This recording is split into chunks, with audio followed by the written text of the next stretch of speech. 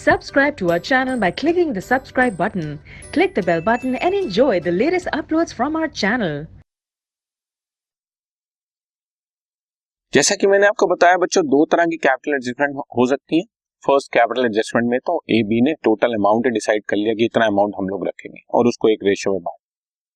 But अगर partners total amount decide नहीं करते तो क्या होता है? उस केस में हम लोग क्या करते हैं, थोड़ा सा मैथमेटिकली चीजों को घुमा देते। ए बी सी पार्टनर है, सी रिटायर हो रहा है, सी का सारा कैपिटल पेमेंट करना है और सम अमाउंट ऑफ कैश भी हमारे पास होना चाहिए।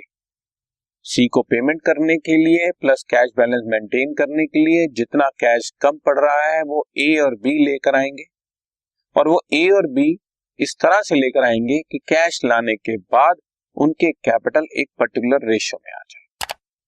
ये पूरी कहानी से बना देते कि सी को पेमेंट करना है और एक पर्टिकुलर कैश बैलेंस मेंटेन करना है। जैसे सी को 7 लाख पेमेंट करना है और फर्म के पास 2 लाख कैश मेंटेन भी करना है, तो हमें 9 लाख चाहिए।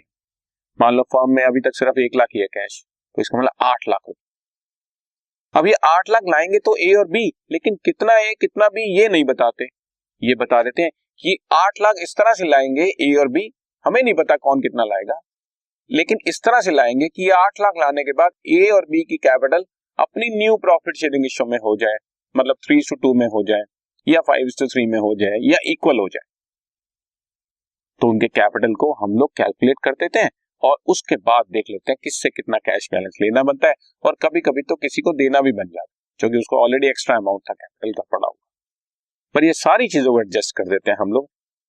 टोटल तो डिसाइड नहीं किया but they contribute necessary amount so that amount outstanding to retiring partner pay off हो सके and capital of remaining partner भी एक रेशियो में निकल सके। In this case sufficient amount of cash इस तरह से कलेक्ट किया जाता है ए और बी से कि हम लोग सी को पेमेंट कर सकें, डिजायर्ड कैश बैलेंस मेंटेन कर सकें और कैपिटल भी एक पर्टिकुलर रेशियो में आ जाए।